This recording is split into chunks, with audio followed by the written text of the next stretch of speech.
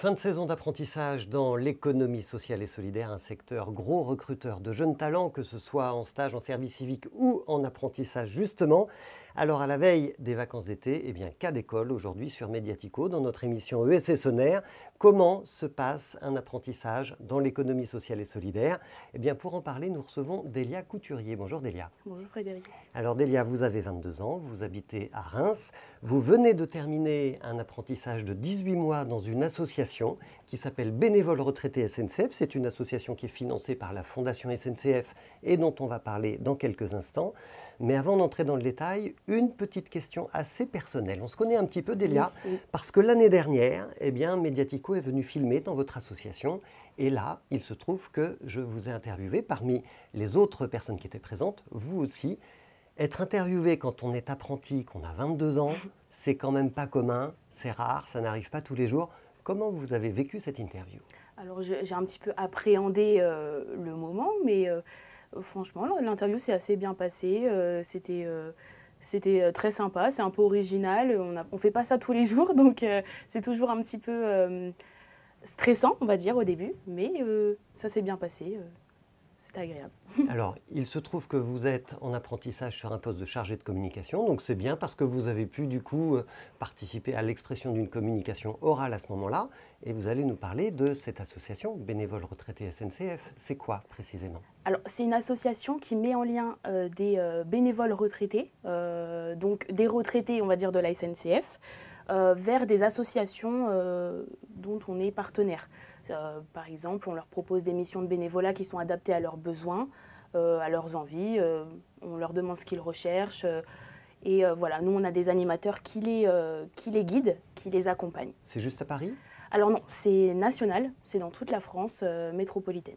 Donc vous avez des régions sur lesquelles vous intervenez, c'est ça? Exactement. Comment ça se passe concrètement? Et ben, on a une équipe d'animateurs du coup qui sont en région et qui s'occupent voilà, de la communauté, on va dire, des bénévoles, mais en région. C'est-à-dire qu'il y a des associations qui sont nationales ou qui proposent des missions sur toute la France, et il y a aussi des associations qui sont locales. Donc voilà, ils les guident. Et c'est ces animateurs qui font le point de jonction en ça. fait, entre vos bénévoles en région et les associations locales. Voilà. Alors comment est-ce que vous avez vécu votre alternance? Qu'est-ce que vous avez fait? Alors j'ai fait plein de choses, c'était vraiment très varié. L'association m'a vraiment beaucoup accompagnée aussi au tout début. J'ai eu une tutrice qui était vraiment super, elle m'a vraiment bien accompagnée, elle m'a aidée, elle m'a conseillé sur des choses. Et j'ai appris beaucoup de choses avec elle. Quoi? Et ben, la communication, comment communiquer vers des retraités. Et plus précisément de la SNCF, c'est quand même quelque chose qui est... C'est un milieu très particulier. C'est un milieu très particulier. On ne s'en doute pas quand on est juste usager du train, on se dit ok, il y a la SNCF, il y a une marque, on monte dans des trains et puis ça roule. En fait, c'est un univers en soi. Oui, vraiment, c'est... Pourquoi? Alors, ça a toujours été quelque part un lien... la famille, en fait. La SNCF, à l'époque, en tout cas, c'était vraiment... un univers où tout le monde était ensemble et les gens restaient vraiment toute leur vie, dans l'entreprise. Et parfois de père en fils ou Et de de mère père en en fille. fils, Oui, exactement. Et c'était vraiment, tout le monde se connaissait, enfin, il y avait vraiment ce côté vraiment lien, famille, qu'il n'y a peut-être plus maintenant avec l'évolution Oui, c'est ça. Parce l'emploi. que, Voilà. qu'est-ce que vous avez compris, vous, à 22 ans, de l'état d'esprit de ce monde cheminot qui s'éteint peu à peu? Mais j'ai compris que du coup, avec les avancées, la nouvelle génération, tout simplement, les gens, ils recherchent pas forcément... Le changement de statut, Le changement bien sûr, de des statut. personnels de la SNCF. Également. Et les gens ne recherchent pas forcément un emploi pour toute leur vie. Ils recherchent plus de l'expérience et des choses, se créer de l'expérience. Et donc, ils ne vont pas forcément rester toute leur vie à la SNCF. Et c'est donc pour ça que nous, en tout cas, on communique vers les retraités de la SNCF qui étaient encore dans ce côté famille, dans ce côté, voilà, je recherche la communauté, on va dire, entre guillemets. Alors, je le redis, vous avez 22 ans. Qu'est-ce que ça vous a apporté ou qu'est-ce que ça vous a appris à vous de faire une alternance avec des retraités? C'est quand même assez particulier. C'est quand même assez particulier, effectivement, parce à l'école, on apprend moins sur la communication envers des personnes d'autres générations, donc l'intergénérationnel. Et j'ai vraiment eu moins l'habitude au début. Quand je suis arrivée, c'était un petit peu compliqué pour moi au début de bien saisir comment communiquer, les messages que l'on transmet, c'est pas la même chose. C'est toujours un peu compliqué au début, C'est toujours. Il faut trouver sa place dans la structure. Exactement.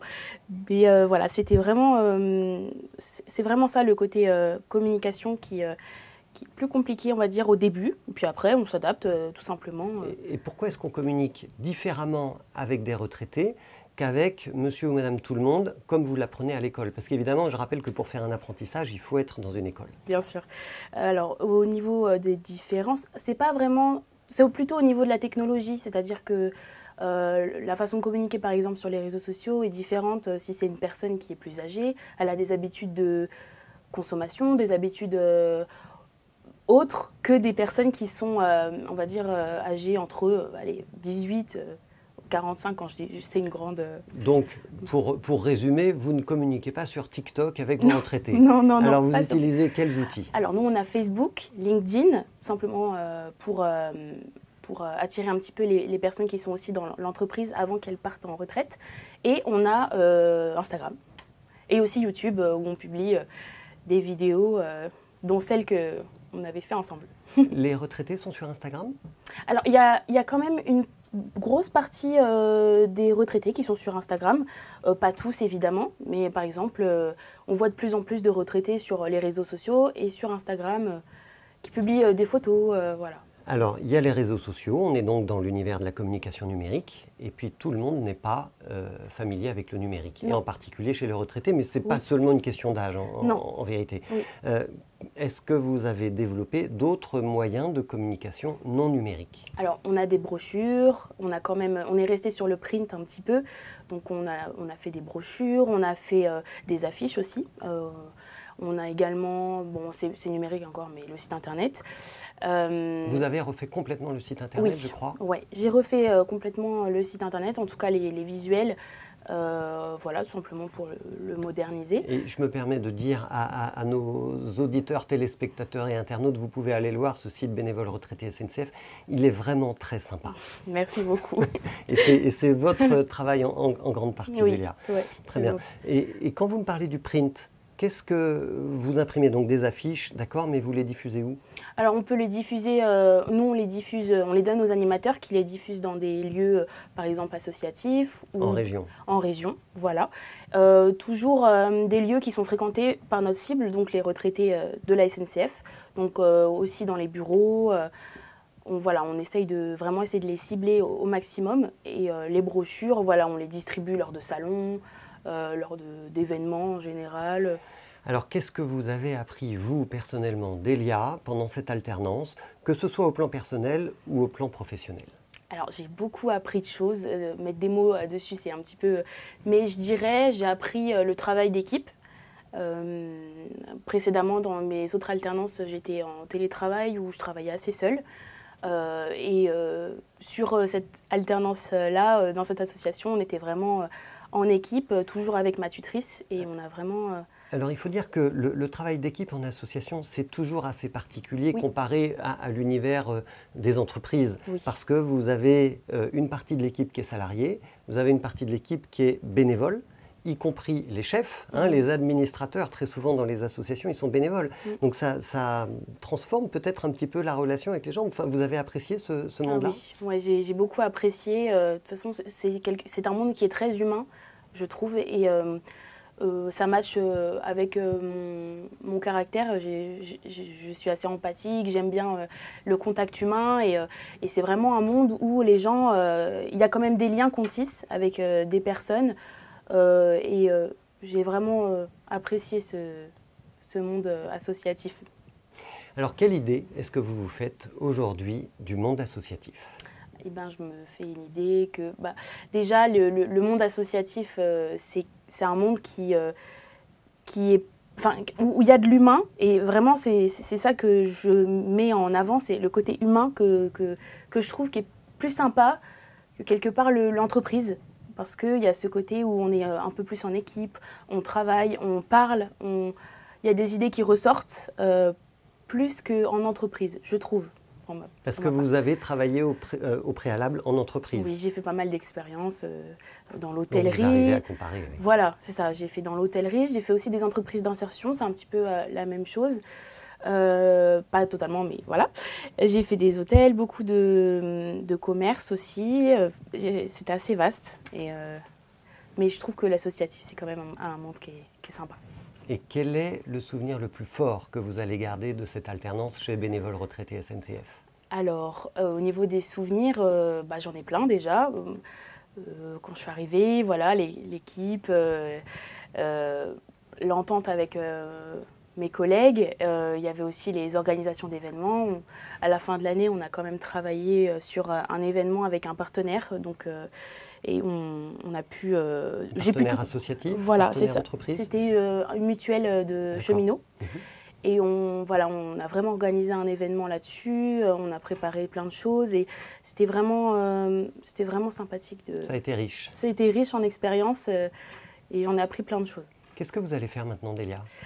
Alors moi, je suis un peu entre deux, je ne sais pas vraiment encore, j'ai plein de pistes. J'aimerais bien travailler directement, c'est-à-dire peut-être dans les secteurs associatifs, plutôt dans le secteur associatif. C'est vrai que j'aime bien, j'ai un lien avec ce secteur. En deuxième, j'aimerais peut-être faire un concours ou trouver une formation pour devenir éventuellement professeur ou voilà, enseigner. J'aime bien. D'accord. Donc, tout ce qui est communiquer, transmettre, voilà. C'est assez proche en réalité. Hein. Oui, c'est ça. Sûr. Et pourquoi pas. Et ensuite, après, voilà, simplement trouver un travail... et m'insérer dans la vie. Travailler dans le monde cheminot? Ce serait aussi éventuellement, pourquoi pas. Je ne suis pas fermée, c'est vrai que j'y avais pas pensé forcément, mais le monde cheminot, oui, c'est sympa aussi. Merci beaucoup, Delia Couturier. Merci. On salue l'accompagnement dont vous avez bénéficié chez Bénévoles Retraités SNCF et on vous souhaite très bonne chance pour la suite. Merci beaucoup. Merci à vous.